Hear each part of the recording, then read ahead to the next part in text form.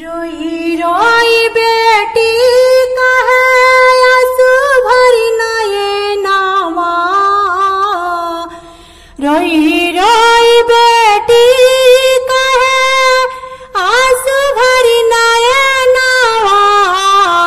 हमके भी सरवल हो पापा देके कन्यादानवा। हमके भी सरवल हो पापा देके कन्यादानवा। मम्मी भी सराई देली दूधवा पियाई के।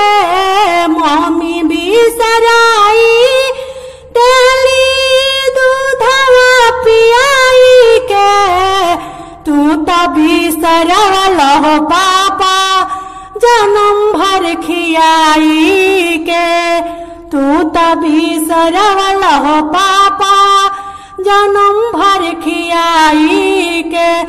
दर्द न आवे पापा कैला पराई हो। अरे दर्द न आवे पापा कैला पराई हो। आपन नगरिया पापा दिहला छोड़ाई हो। आपन नगरिया पापा दिहला छोड़ाई हो।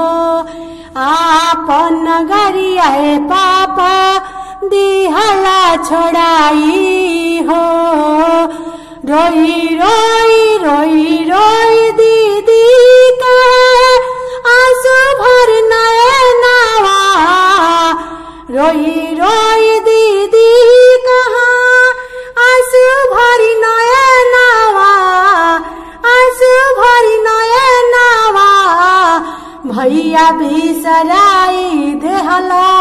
भैया भी सराई देला काके पनिया गरहानावा। भैया भी सराई देला काके पनिया गरहानावा। गरहानावा। भाभी भी सराई दिहली दुल्हन बनाई के। भाभी भी सराई दिहली दुल्हन बनाई के। तू तभी सरवल भैया। तू तभी सरवल भैया वो हरावा गिराई के।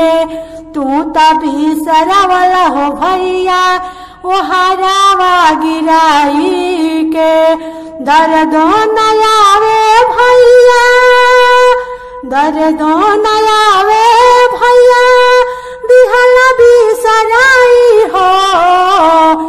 दर्दो न आवे भैया दिहला भी सराई हो। आपन चौपड़िया भैया दिहला छोड़ाई हो। आपन नगरिया भैया दिहला छोड़ाई हो। आपन दुआरिया भाभी दिहलो छोड़ाई हो। आपन चौघटवा भाभी दिहलो छोड़ाई हो।